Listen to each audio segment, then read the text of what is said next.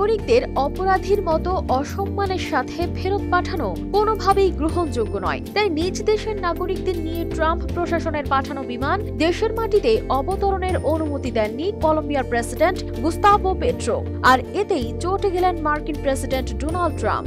দেশটির উপর 25% শুল্ক আরোপ ও নিষেধাজ্ঞা দেবেন বলে হুঁশিয়ারি দেন তিনি, যা এক সপ্তাহের মধ্যেই কার্যকর হবে। তবে থেমে থাকার পাত্র নন পেট্রো। পাল্টা জবাবে তিনিও যুক্তরাষ্ট্রের ওপর 25% শুল্ক আরোপ করবেন বলে জানান। এরপর থেকেই পরিস্থিতি আরো উত্তপ্ত হতে থাকে। কলম্বিয়ার যুক্তরাষ্ট্র ভ্রমণ নিষেধাজ্ঞা আরোপ সহ দেশটির সরকারি কর্মকর্তাদের ভিসা বাতিলের ঘোষণা দেন ট্রাম্প। এদিকে পেট্রো সামাজিক মাধ্যমে জানান তিনি নিজ দেশের নাগরিকদের মর্যাদা নিয়ে ফেরত আনতে প্রেসিডেন্সিয়াল বিমান পাঠাবেন, কিন্তু অপরাধীর মতো এমনভাবে বহন করে আনা এমন অসম্মানজনকভাবে গ্রহণ করবেন না। সিল্কোর সিল্ক অ্যান্ড শাইন, যাতে আছে আর্গান অয়েল ও ওট প্রোটিনের গুডনেস, যা আপনার চুলকে রাখে হেলদি অ্যান্ড শাইনিং।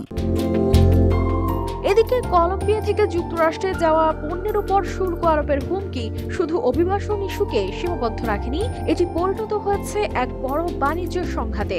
যুক্তরাষ্ট্র প্রতি বছর কলম্বিয়া থেকে প্রায় $2 বিলিয়ন কফি আমদানি করে। এছাড়াও কলা, অ্যাভোকাডো এবং ফুলের মতো কৃষি পণ্য সরবরাহের একটি বড় অংশ আসে এই দেশটি থেকে। ট্রাম্পের শুল্ক আরোপের ফলে এসব পণ্যের দাম বেড়ে যেতে পারে, যা উভয় দেশের অর্থনীতিতে প্রভাব ফেলবে।